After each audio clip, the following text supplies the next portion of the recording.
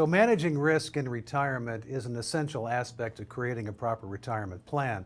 And oftentimes, as one gets older, risk tolerances need to change. Here to talk about this is my guest, Michelle Gessner with Gessner Wealth Strategies in Houston, Texas. And Michelle, can you talk about what risk management is and why it is so important here?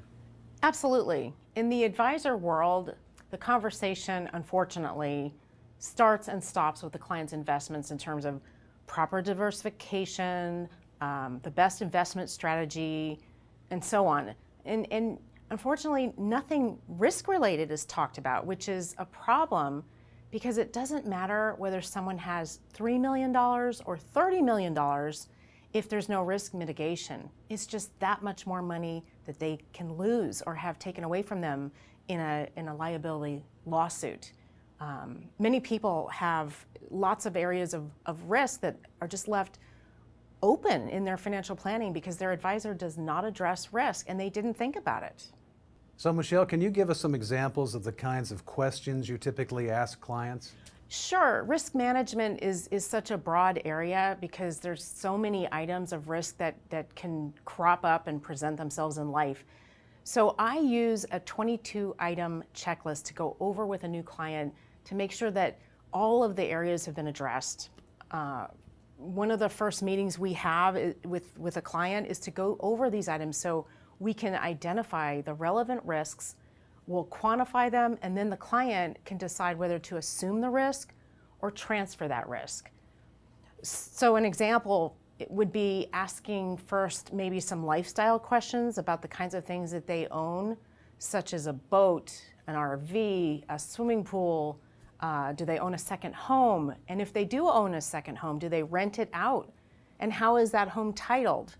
If the second home is titled in their own names, the risk goes up because if something were to occur on that property that results in a liability lawsuit, the personal liability extends beyond that property to their other assets, and now they have a big problem.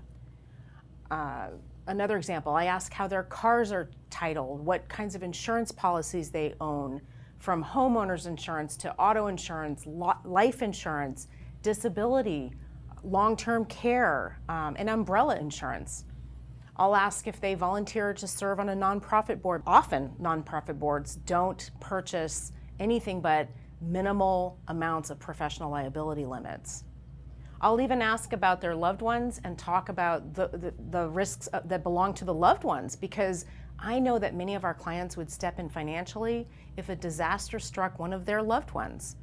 One more question I'll ask is how much of their assets, the way they're currently titled, how much would be exposed to satisfy a judgment against them? If someone driving a car were involved in some at-fault accident involving an injury or death. And that's a question that most of our clients may not know the answer to, but we want to bulletproof their money in the event that life throws them some curveballs.